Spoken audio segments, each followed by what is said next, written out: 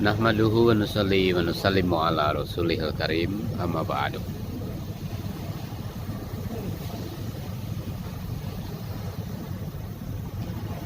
Saudara-saudara sekalian yang dimuliakan Allah Subhanahu wa taala, di siang ini kita mencoba belajar di kapal yang menghubungkan yang menghantar kami dari Belitung menuju Jakarta. Saya ingin mencoba membicarakan mengenai bagaimana hak-hak orang-orang Islam. Rasulullah SAW bersabda kepadaku, kata Sayyidina Ali, bahwa hak seorang muslim terhadap muslim yang lainnya itu ada 6 yang harus ditunaikan dengan cara yang baik, yaitu mengucapkan salam kepadanya bila bertemu, memenuhi undangannya jika ia mengundang, kemudian mengucapkan yarhamukallah, tashmid kepadanya bila ia bersin, menengoknya jika ia sakit, kemudian menghantarkan jenazahnya bila ia mati, dan senang apabila saudaranya mendapatkan kebaikan yang ia senangi untuk dirinya sendiri. Saudara-saudara sekalian yang dimuliakan Allah Subhanahu wa taala, Rasulullah SAW bersabda, hak seorang muslim terhadap muslim yang lain ada 5. Ini dinyatakan di dalam hadis yang lain, yaitu 5 itu apa? Menjawab salam, menjenguk yang sakit, mengantar jenazah, memenuhi undangan, dan mengucapkan yarhamukallah atau tashmid kepada orang yang bersin. Rasulullah SAW juga bersabda, kalian tidak akan masuk surga sebelum kalian beriman. Kalian tidak akan beriman sebelum kalian saling mencintai. Dan maukah kutunjukkan kepada kalian sesuatu yang jika kalian lakukan, kalian akan saling mencintai. Afsus salam, maka sebarkanlah salam di antara kalian. Rasulullah SAW dalam hadis yang lain mengatakan, afsus salam, sebarkanlah salam, supaya kalian menjadi tinggi martabatnya. Jadi dengan cara mengucapkan salam itu adalah satu cara untuk mencapai ketinggian derajat dari Allah Subhanahu wa taala. Rasulullah SAW bersabda, assalam, yang maha sejahtera, adalah satu nama Allah Subhanahu wa taala yang dia letakkan di bumi. Maka sebarkanlah ia di antara kalian. Sesungguhnya seorang muslim bila berpapasan dengan satu kaum dan mengucapkan salam kepada mereka, lalu mereka menjawab salamnya, maka ia mempunyai kelebihan 1 derajat di atas mereka, karena ia telah mengingatkan mereka pada assalam, yaitu kepada Allah Subhanahu wa taala. Dengan mengucapkan salam itu berarti kita mengingatkan siapa saja kepada Allah Subhanahu wa taala. Jika mereka tidak menjawab salamnya, maka salamnya akan dijawab oleh yang lebih baik dari mereka, yaitu malaikat. Saudara-saudara sekalian yang dimuliakan Allah Subhanahu wa taala, maka kita harus senantiasa bersemangat di dalam mengucapkan salam. Karena hari ini orang malas mengucapkan salam. Orang juga tidak ada keinginan untuk mengucapkan salam. Nah, ini merupakan tanda-tanda kiamat. Sesungguhnya di antara tanda-tanda hari kiamat adalah jika seseorang memberikan salam kepada orang lain hanya karena telah mengenalnya. Jadi mengucapkan salam itu karena telah mengenal. Jadi mengucapkan salam diperintahkan kepada setiap orang Islam, baik kenal ataupun yang tidak kenal.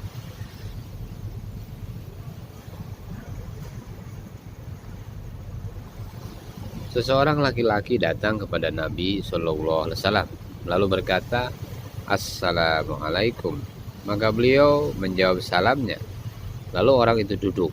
Nabi Shallallahu Alaihi Wasallam bersabda, 10. Kemudian datanglah seorang laki-laki dan berkata, Assalamualaikum warahmatullah. Beliau menjawab salamnya. Lalu orang itu duduk. Beliau bersabda, 20. Kemudian datanglah seorang laki-laki lain dan berkata, Assalamualaikum warahmatullahi wabarakatuh. Beliau menjawab salamnya.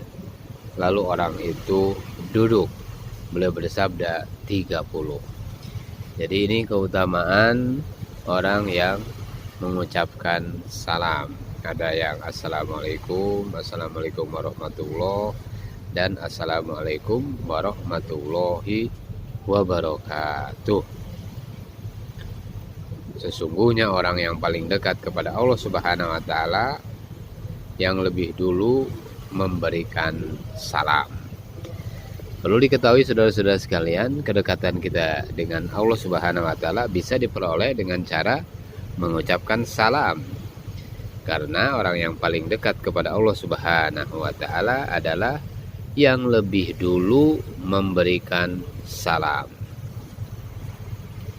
Yang paling dekat kepada rahmat Allah Subhanahu wa taala di antara dua orang yang bertemu adalah yang lebih dahulu mengucapkan salam. Jadi orang yang paling dekat dengan rahmat Allah Subhanahu wa taala di antara dua orang yang bertemu adalah yang lebih dulu mengucapkan salam. Apabila kita memahami fadilah seperti ini, maka seseorang ini akan berusaha atau dia akan mendahului orang lain untuk mengucapkan salam, karena dia ingin lebih dekat rahmatnya dari Allah Subhanahu wa taala, dan merupakan ciri orang yang lebih dekat rahmatnya kepada Allah Subhanahu wa taala. Lebih dekat rahmat kepada Allah, itu rahmat ini luar biasa apabila sudah datang ke dalam diri kita. Orang yang lebih dulu memberikan salam terbebas dari sifat sombong. Jadi diantaranya dia didekatkan dengan rahmat Allah Subhanahu wa taala, sehingga Allah Subhanahu wa taala membebaskan dia dari sifat sombong. Nah, jadi orang yang lebih dulu memberikan salam. Saudara-saudara sekalian yang dimuliakan Allah Subhanahu wa taala, Rasulullah sallallahu alaihi wasallam bersabda kepadaku. Kata siapa? Kata Anas radhiyallahu anhu. Wahai anakku, jika kamu hendak masuk ke rumah untuk berjumpa keluarga kamu, maka ucapkanlah salam. Hal itu akan menjadi keberkahan bagimu dan juga keluarga kamu. Jadi dengan mengucapkan salam ini, maka Allah Subhanahu wa taala akan datangkan keberkahan dan juga kepada keluarga juga, keberkahan bagi diri kita dan juga kepada keluarga kita. Jika kalian hendak masuk sebuah rumah, maka ucapkanlah salam kepada penghuninya. Dan jika kalian keluar, maka tinggalkanlah mereka dengan mengucapkan salam. Masuk rumah dengan mengucapkan salam dan meninggalkan rumah dengan mengucapkan salam. Jika salah seorang di antara kalian tiba di suatu majelis, hendaklah ia mengucapkan salam. Jika menurutnya perlu duduk, hendaklah ia duduk. Kemudian bila ia berdiri, hendak meninggalkan majelis, hendaklah ia juga mengucapkan salam. Salam yang pertama bukanlah lebih berhak untuk diucapkan daripada yang kedua. Saudara-saudara sekalian yang dimuliakan Allah Subhanahu wa taala, orang yang lebih muda hendaknya mengucapkan salam kepada yang lebih tua. Jadi orang yang lebih muda hendaknya mengucapkan salam lebih dulu kepada yang tua. Jadi ini cara-cara untuk mengucapkan salam. Jadi orang yang muda itu kalau dia paham dengan agama, maka dia akan lebih dulu mengucapkan salam kepada yang tua. Nah, orang yang lewat kepada orang yang duduk. Nah, bukan orang yang duduk kepada yang lewat, tetapi orang yang lewat ini harus lebih dulu mengucapkan salam kepada yang duduk. Hari ini kan orang tidak paham dengan agama, tidak paham dengan sunnah-sunnah Nabi, tidak paham dengan apa kata perintah Allah Subhanahu wa taala dan sunnah-sunnah Rasulullah SAW. Sehingga dia melalui hidup dan kehidupan itu mengikuti hawa nafsu dan perasaannya saja. Nah, bagaimana dengan rombongan? Rombongan yang sedikit kepada rombongan yang banyak. Ya, jadi ini tata cara mengucapkan salam. Cukup bagi satu rombongan yang lewat. Nah, ini rombongan. Kan rombongan yang sedikit, kita harus mengucapkan lebih dulu salam kepada yang lebih banyak. Maka cukup bagi satu rombongan yang lewat bila salah seorang dari mereka memberikan salam. Dan cukup bagi orang-orang yang sedang duduk-duduk bila salah seorang dari mereka menjawab salam.